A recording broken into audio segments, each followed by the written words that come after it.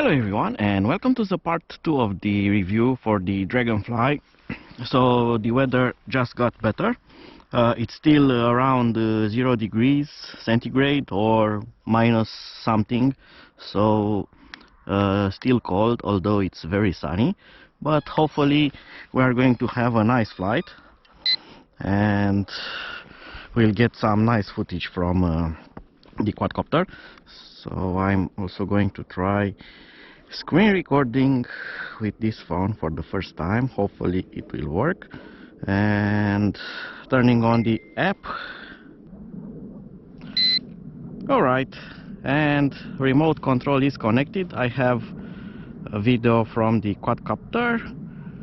Screen recorder seems to work. I'm going to turn on the recording for the drone camera. That also seems to work. And now I should be able to take off. Let's see, do I have GPS signal? Yes, 9 satellites, so it's good to go. So automatic takeoff.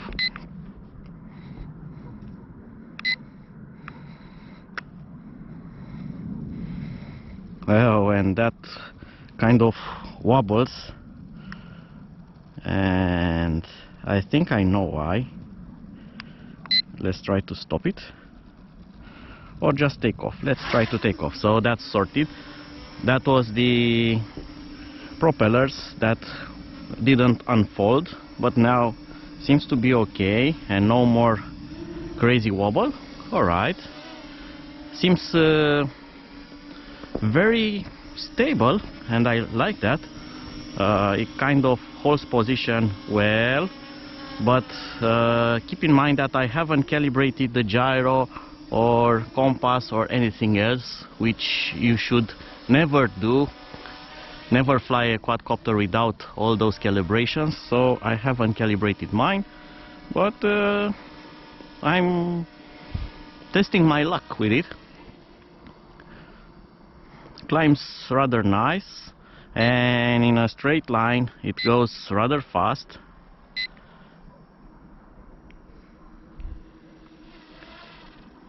It's very quiet, but there is a thing that I don't like. The quadcopter is currently returning to home. Something is influencing it. I had another problem with the quadcopter here. Got in a similar way lost because of interferences. I don't know, it's a field, so shouldn't be a problem with the wireless. Nonetheless, it's not letting me get further, only if I have a novice mode or something like that. No, that is turned off. Save. Okay, successfully set up. Why are you returning home? Alright, so that's sorted. Let's try that again. Let's try it a bit higher, get a bit more altitude. Nope, it's like on a leash. It doesn't want to go further. Let's try that again. Nope, activate it again, and when it's doing that beeping, it's returning home. Let's try with this thing. This is a flight distance 30 meters. No, and save that. Let's see if that was it or not. Well, look at that, how the app is stupid. So I was yabbing for nothing. Control signal is perfectly fine, and I'm already at 100 meters, 150, getting some altitude also, 30 meters high, 160 meters away. Perfect control.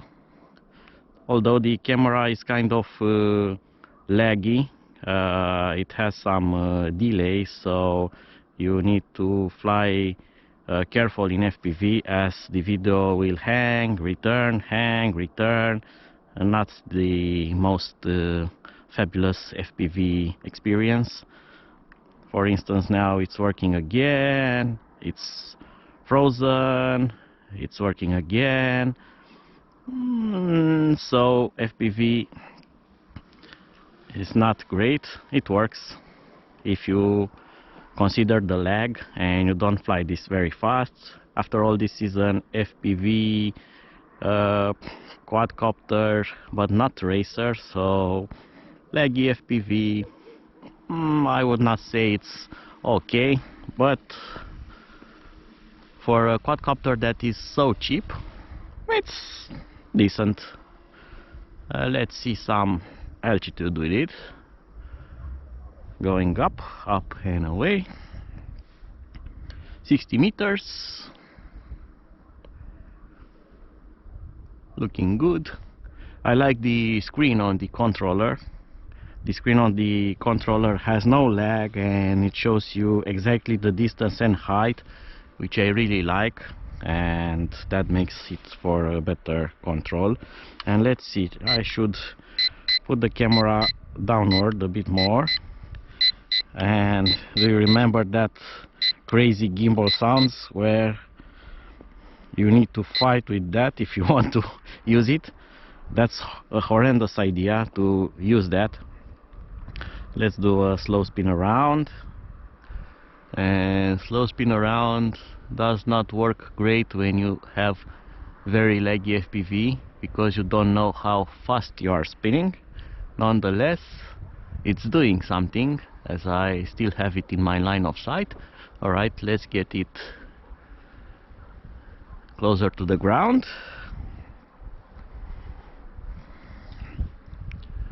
I don't know how the footage on the camera will look. Hopefully the micro SD card will show a better version of what's happening. Because with this choppy video I can not assess if the quadcopter gimbal is doing a good job or not. Hopefully it's working okay and not choppy. So this should be kind of an ANFI clone or look-alike or something like that, but it's easy to understand that at $160–170 you cannot compete with a €900 quadcopter, because although this should address another type of customers, for instance beginners or kids, larger kids, because most quadcopters, the cheap quadcopters priced at around $100, are usually total crap, and they do not have a gimbal, they have a very low resolution camera, or have brushed motors which wear out really fast and don't have a good lifespan, or they don't have GPS and you are going to lose it very easy, it will not return home and so on. While this one, it's actually really easy to fly, it's very stable and it's safe because of the GPS, the optical flow, it has brushless motors, big battery, so everything there, it's nice. And look at it, it's as silent as the ANFI is. That is impressive, and it's very stable. I'm not doing anything to the controller. I can even stop right now to take a picture of the quadcopter in the air, looking fine. And look at my controller, no hands, as you can joke about it. And that's great. And it says that I still have half of the battery left, and my screen recorder tells me that I'm recording 10 minutes of video already, so the flight time seems good. Please keep in mind that battery flight time is heavily influenced by the temperature outside. The battery was kept in the trunk of my car at 0 degrees centigrade, so, or lesser than that. So it was cold as ice, and that's not improving flight performance or flight time at all. I don't know what happened, but the FPV now, it's really smooth. It does have some glitches and blocks and stuff like that, and there's an occasional green bar that's showing up, but it's much better because probably I'm also closer. But I really like it how it flies. It's so smooth and silent. For instance, it's at 10 meters high and 30 meters in that direction, and I can barely hear it. I can hear traffic from that road, and that road is at 50-60 meters away, maybe more, 100 meters, but I cannot hear this, and it's impressive. So they copied well the propeller design of the ANFI, and I like that because if you go to play somewhere with this, you won't make too much noise and annoy your neighbors or other people, because they will not hear it. And it's not that big, it's not that heavy. It's a really nice toy, better than a lot of other cheap toys, but it won't match the ANFI in any kind of way, not even in Full HD mode. I'm going to do something else. Now I'm going to stop the video recording and I'm going to take some pictures, because rumor says that this is 4K only when taking pictures, and video it's something lesser than that. So why not take some pictures with it also, and hopefully they are being saved.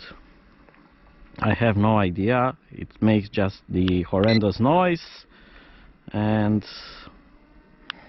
maybe or maybe not it saves them or not, because it doesn't make a sound confirmation for taking pictures, or at least not on my app. So I'm going to try to increase the volume here. Let's see.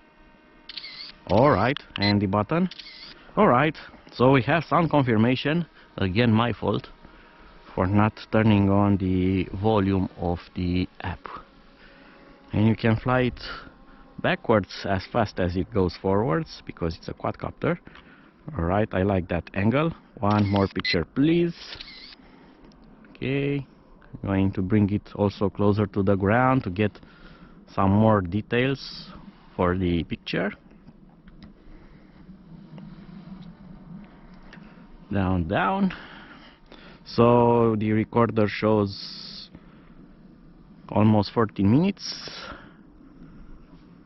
and it's showing that I'm getting close to 1 battery bar. So I'm going to bring the quadcopter closer, because the battery is probably going to die soon, although it's not approaching the 28 minutes, but 28 minutes probably at 25 degrees centigrade, not below freezing.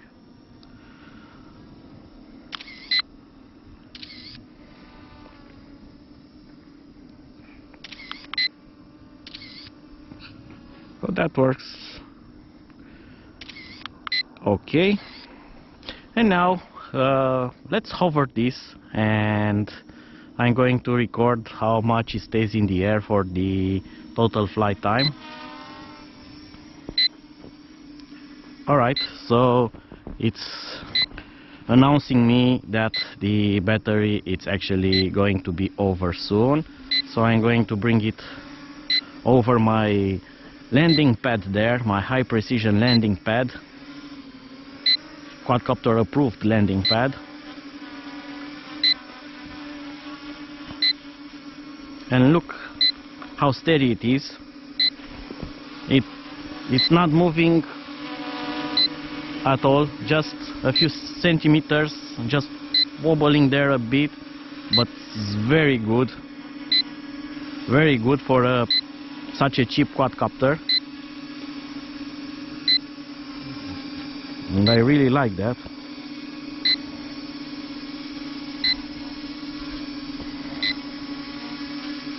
And it's still flying. It still has 1 bar left.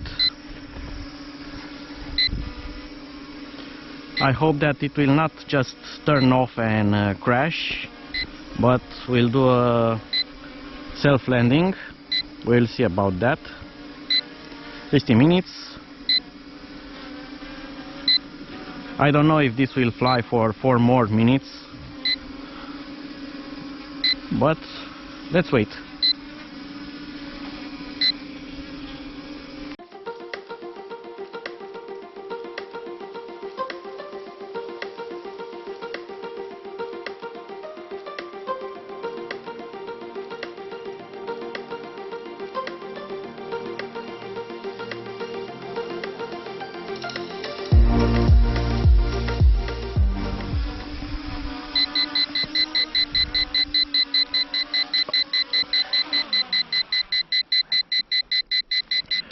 Alright, so okay, and how do I turn this off?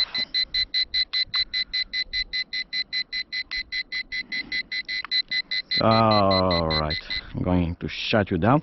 Alright, so that was 18 minutes and something, and I'm going to stop the video recording. Hopefully that was saved. No, let's try again. Alright, so that was saved, and that was impressive. 18 minutes of flight time at below freezing.